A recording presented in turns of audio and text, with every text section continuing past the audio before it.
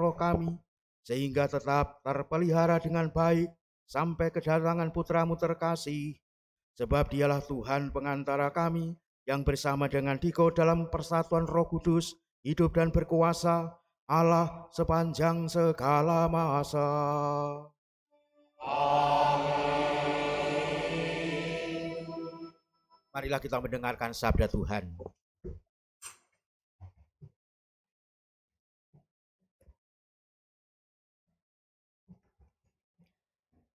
Bacaan dari kitab Yesaya. Beginilah firman Tuhan. Hiburlah, hiburlah umatku. Tenangkanlah hati Yerusalem dan serukanlah kepadanya bahwa perhambaannya sudah berakhir, bahwa kesalahannya telah diampuni, sebab ia telah menerima hukuman dari tangan Tuhan 2 kali lipat karena segala dosanya. Ada suara berseru-seru, siapkanlah di padang gurun jalan bagi Tuhan, luruskanlah di padang belantara jalan raya bagi Allah kita. Setiap lembah harus ditimbuni, setiap gunung dan bukit diratakan. Tanah yang berbukit-bukit harus menjadi rata, dan yang berlekak-lekuk menjadi datar. Maka kemuliaan Tuhan akan dinyatakan, dan seluruh umat manusia akan melihatnya bersama-sama. Sungguh, Tuhan sendiri telah mengatakannya. Hai Sion, pembawa kabar baik, naiklah ke gunung yang tinggi. Hai Yerusalem, pembawa kabar baik, nyaringkanlah suaramu kuat-kuat, nyaringkanlah suaramu, jangan takut. Katakanlah kepada kota-kota Yehuda, lihat, itu Allahmu. Lihat, itu Tuhan Allah. Ia datang dengan kekuatan, dan dengan tangannya ia berkuasa. Lihat, mereka yang menjadi upah jerih payahnya ada bersama-sama dia, dan mereka yang diperolehnya berjalan di hadapannya. Seperti seorang gembala, ia mengembalakan kawanan ternaknya dan menghimpunnya dengan tangannya. Anak-anak domba di pangkunya, induk-induk domba dituntunnya dengan hati-hati. Demikianlah sabda Tuhan.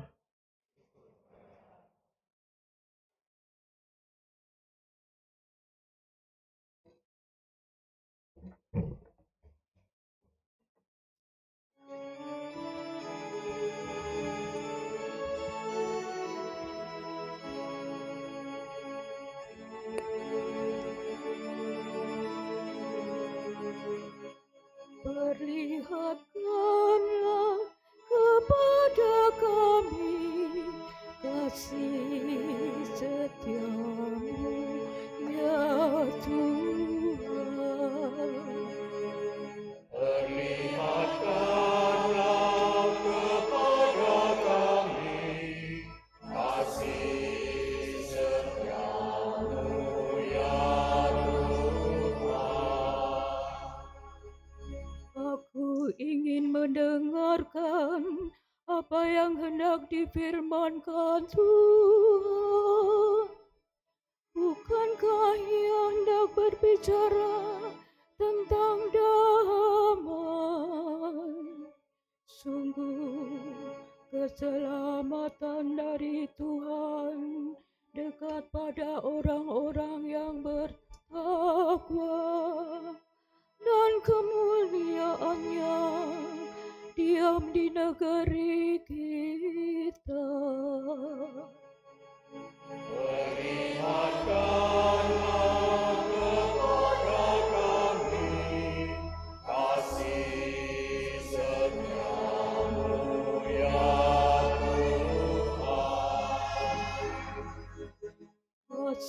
dan kesetiaan akan bertemu, keadilan dan damai sejahtera akan berpelukan, kesetiaan akan tumbuh dari bumi, dan keadilan akan merunduk dari langit.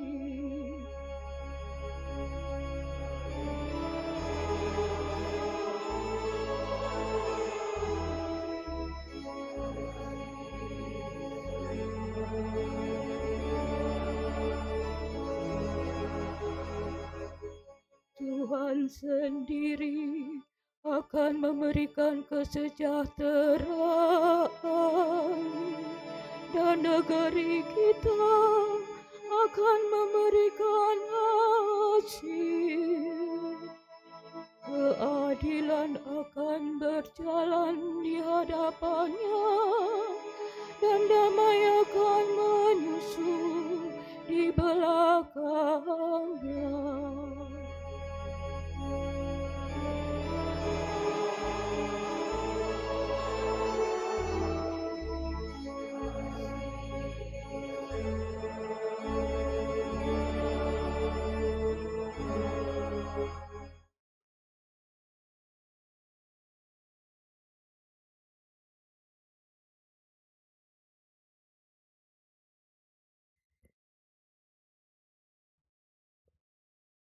Bacaan dari surat kedua Rasul Petrus.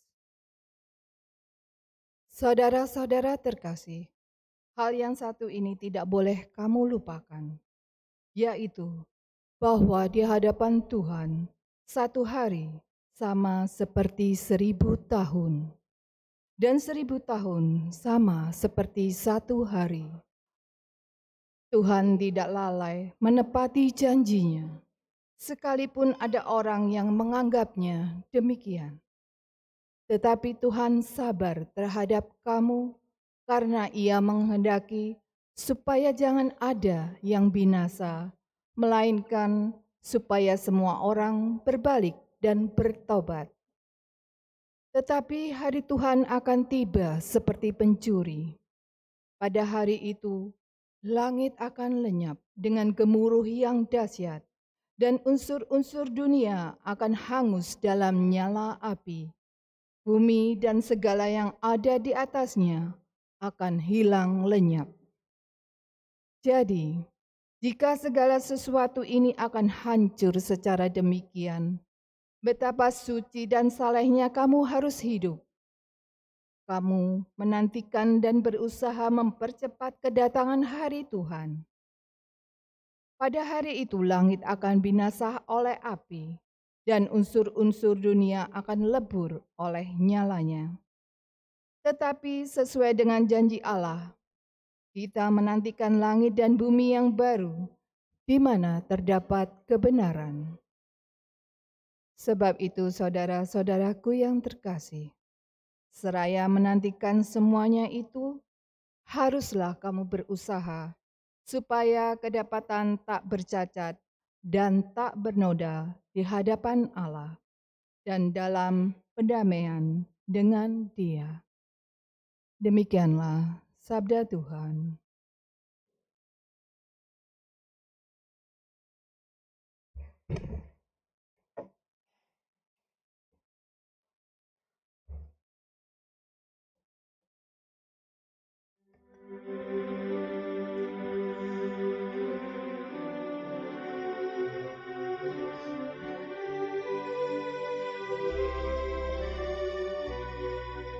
Haleluya, haleluya, haleluya, haleluya. Haleluya, haleluya, haleluya, haleluya. Persiapkanlah jalan bagi Tuhan, luruskanlah jalan baginya. dan semua orang akan melihat keselamatan yang datang dari Tuhan. Haleluya, haleluya, haleluya, haleluya.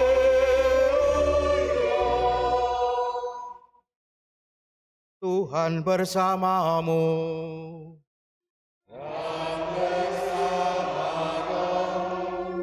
Inilah Injil suci menurut Markus.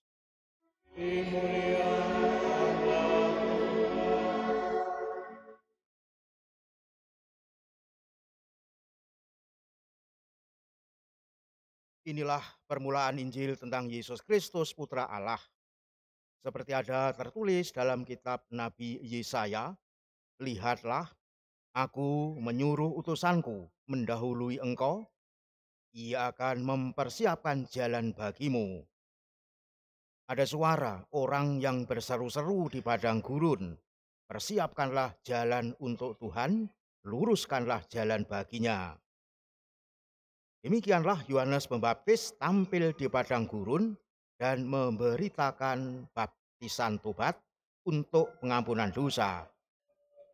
Lalu berdatanganlah kepada Yohanes orang-orang dari seluruh daerah Yudea, dari semua penduduk Yerusalem. Sambil mengaku dosanya, mereka dibaptis olehnya di Sungai Yordan. Yohanes memakai jubah bulu unta dan ikat pinggang kulit, makanannya belalang dan madu hutan. Inilah yang diberitakannya. Sesudah aku akan datang Dia yang lebih berkuasa daripada aku. Membungkuk dan membuka tali kasutnya pun aku tidak layak. Aku membaptis kamu dengan air, tetapi Dia akan membaptis kamu dengan Roh Kudus. Demikianlah sabda Tuhan.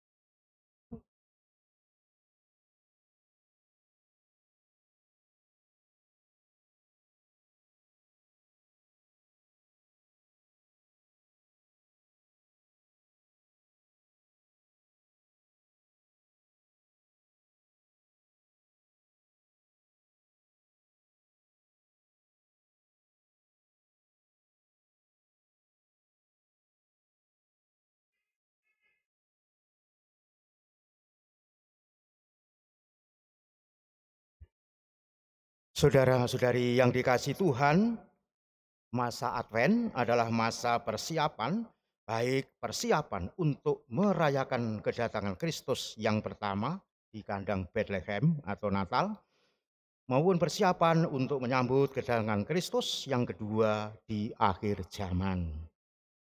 Dan inilah yang ditandakan dalam masa Advent, ada lingkaran Advent atau Corona dengan 4 lilin di situ. Tidak hanya sekedar ditampilkan, tapi juga ada maknanya dan mungkin juga namanya. Lilin pertama itu disebut sebagai lilin kenabian, di mana nabi yang mewartakan di tengah-tengah orang tidak punya harapan, mewartakan adanya harapan yang akan datang kalau orang sungguh percaya. Maka disitulah ditampilkan lilin pertama yang dikenalkan ungkapan hope. Lalu pada minggu kedua hari ini juga ditampilkan lilin, yakni bernama lilin Bethlehem atau lilin damai. Karena di Bethlehem munculnya kedamaian. Yesus lahir di Bethlehem membawa damai.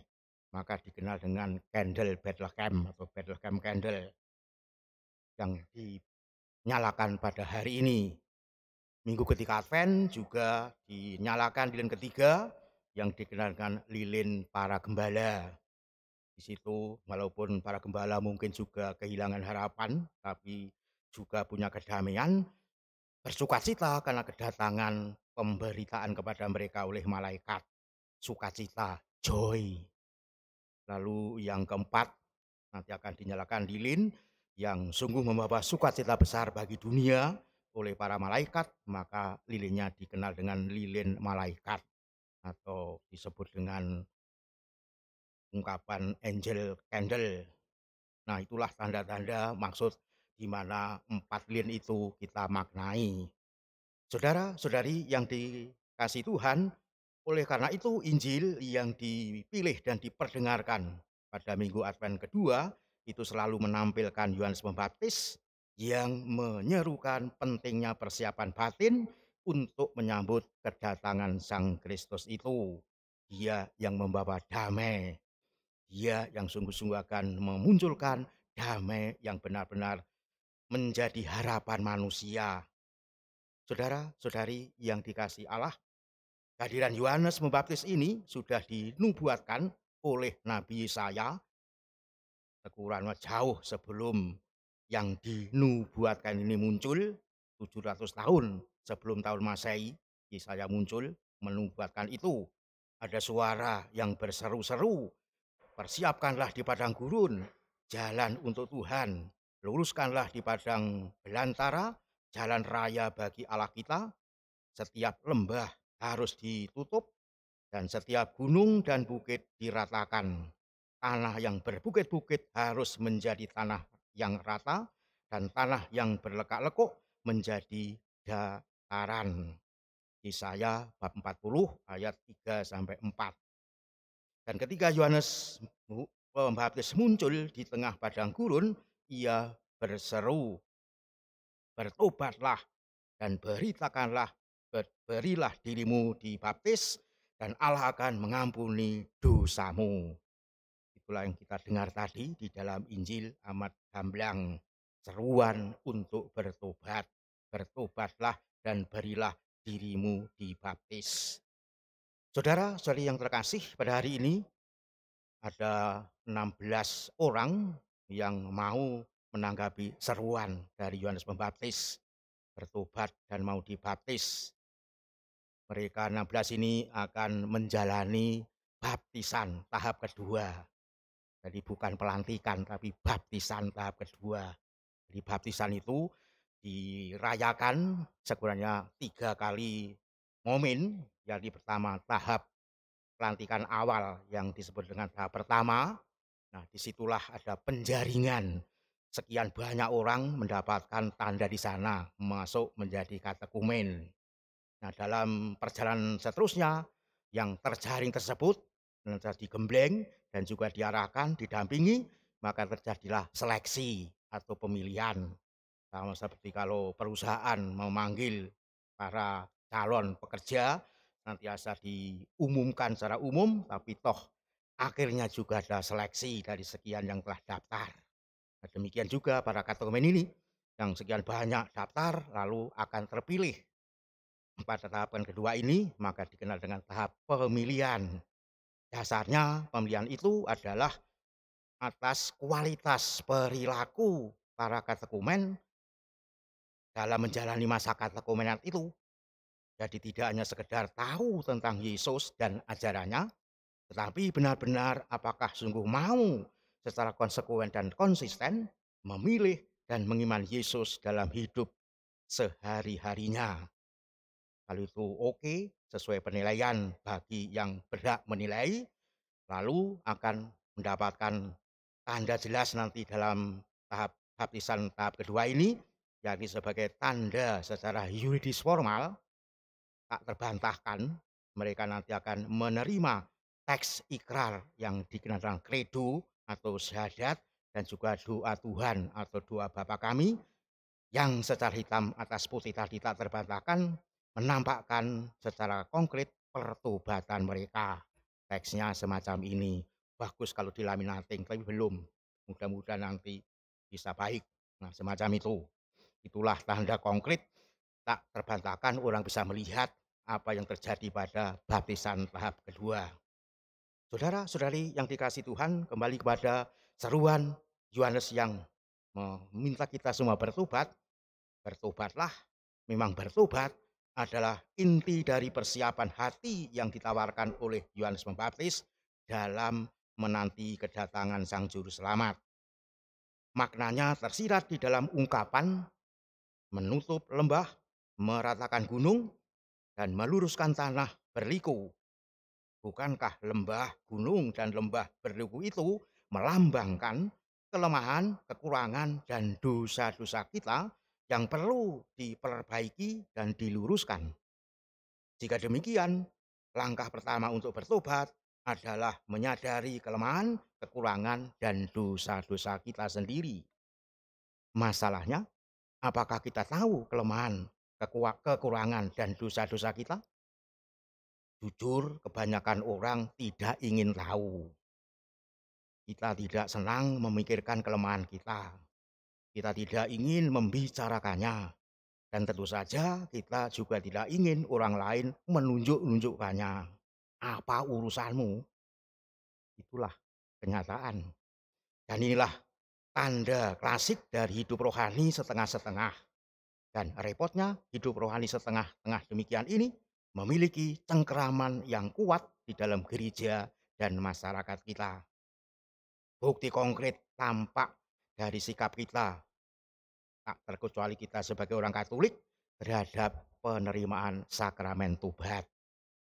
Di mana di sini nanti pada menjelang Natal tahun ini akan dilaksanakan sakramen tobat itu pada hari Selasa sampai hari Jumat.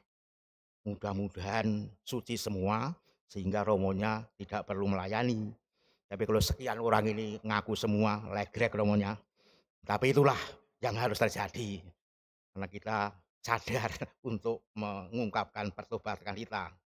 Sebab orang tidak lagi mengakui dosa pribadi, apalagi mungkin menemukannya. Dosaku apa? Tidak pernah berdosa. Padahal dosa yang jelas. Dosanya adalah merasa tidak berdosa. Itulah dosanya. Sangat jelas loh. Jadi jangan mencari-cari, mereka-reka, malah berdosa. Dosanya jelas, satu saja. Merasa tidak berdosa. Ya itulah dosanya. Yang sungguh-sungguh disadari. Nah dengan demikian, kalau kita sadar bahwa kita sejatinya berdosa, maka kelemahan-kelemahan kita pun juga bisa kita ungkapkan di hadapan Tuhan. Saudara-saudari yang dikasihi Tuhan, bahwa kelemahan, lalu kekurangan, dan juga hal-hal yang membuat kita tidak bisa katakanlah berrelasi dengan Allah, ya karena kita sungguh-sungguh menutup diri untuk tidak mau terbuka dengan Allah itu sendiri. Berbeda dari sikap orang-orang kudus, di mana mereka melihat kelemahan itu sebagai kunci untuk masa depan yang lebih kaya dan lebih baik dan lebih berlimpah. Padahal tidakkah lebih baik Tuhan itu menangani kelemahan kita secara pribadi daripada menanganinya di hadapan umum? Saudara-saudara yang dikasihi Allah, hanya dengan mengakui kelemahan kita, kita dapat mengambil langkah berikutnya di dalam pertobatan yang berbalik kepada Tuhan itu.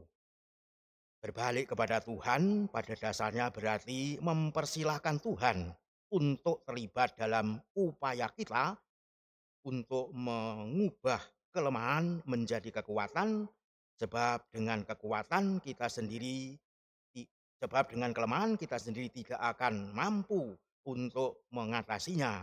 Kita perlu bantuan rahmat Allah. Itulah di dalam doa tobat kita senantiasa memohon kepada Allah. Tuhan, dengan pertolongan rahmat-Mu, aku ingin memperbaiki hidupku. Jadi memperbaiki hidup tampaknya gampang, itu tidak gampang kalau tidak ada pertolongan rahmat Allah.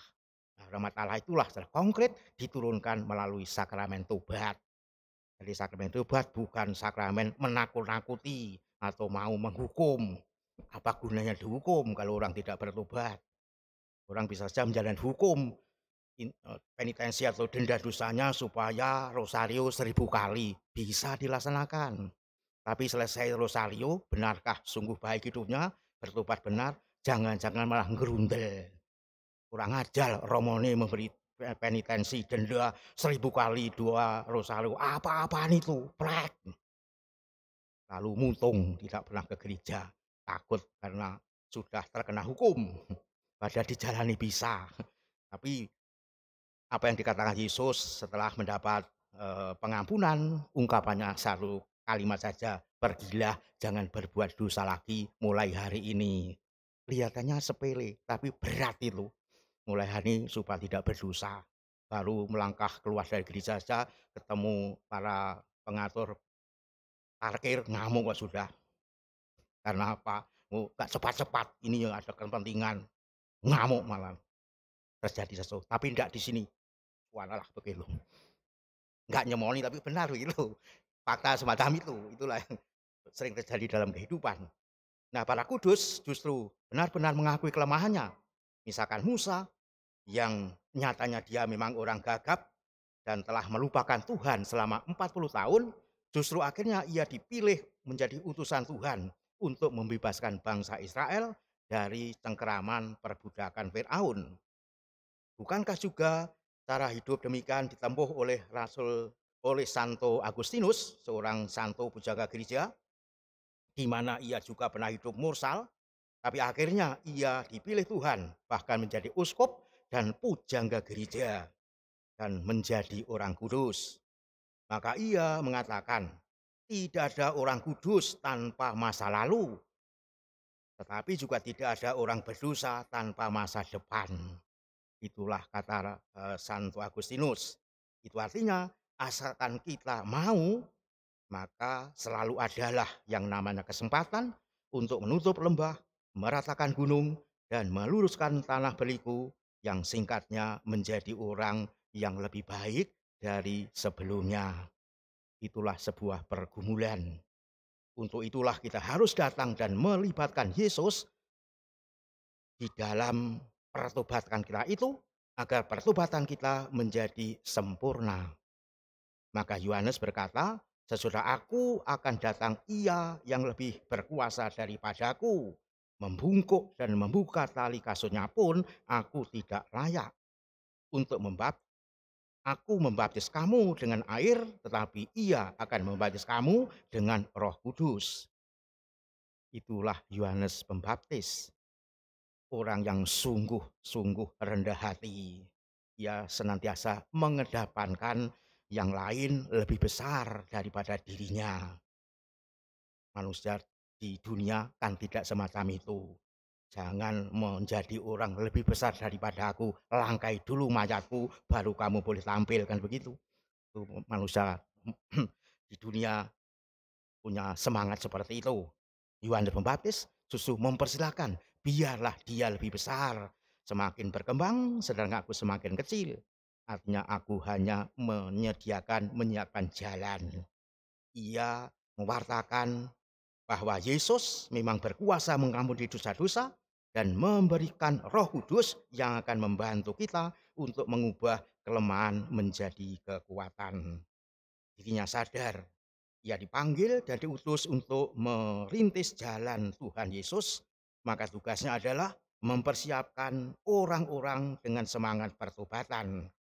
Pertobatan bukan sekedar pengakuan dosa 1-2 menit melalui mulut kita di kamar pengakuan saja, tetapi suatu pergumulan yang mencakup perubahan berperilaku dan mau bermati raga. Hidup dan penampilan yang penuh mati raga demikian itu nyata ditampilkan atau diperlihatkan oleh Yohanes Pembaptis yang menjadi contoh pertobatan kita yang juga benar-benar kita mau wujudkan dalam persiapan masa menyambut Dia ini. Karena itu, pewartaan Yohanes ini sungguh-sungguh memberikan makna yang dalam ketika kita mempersiapkan hati untuk merayakan kedatangan Tuhan di hari Natal. Tanpa pertobatan, Natal hanyalah semacam sinterklas yang riuh-riuh pestanya, yang tidak memiliki makna perubahan hati dan pembentukan diri. Namun dengan pertobatan sejati yang menandai dan menyadarkan kita semua adanya kelemahan, kekurangan, dan dosa-dosa kita, serta kita mau berbalik kepada Tuhan yang dalam diri Yesus memberikan jaminan kasih dan pengampunan, serta Roh Kudus yang berperan dalam pembentukan pribadi kita, maka Natal akan berdampak pada perjalanan hidup, perjalanan yang sungguh kita alami selanjutnya di dalam menyongsong kedatangan Yesus Kristus yang kedua di akhir zaman. Semoga kita melalui penghayatan percobaan, lebih-lebih di masa Advent ini, kita tetap dan terus menjadi anak-anak Allah dan sahabat-sahabat Tuhan Yesus, serta menjadi sahabat dari semua sahabat Tuhan Yesus. Mari kita wujudkan hidup demikian. Tuhan memberkati kita.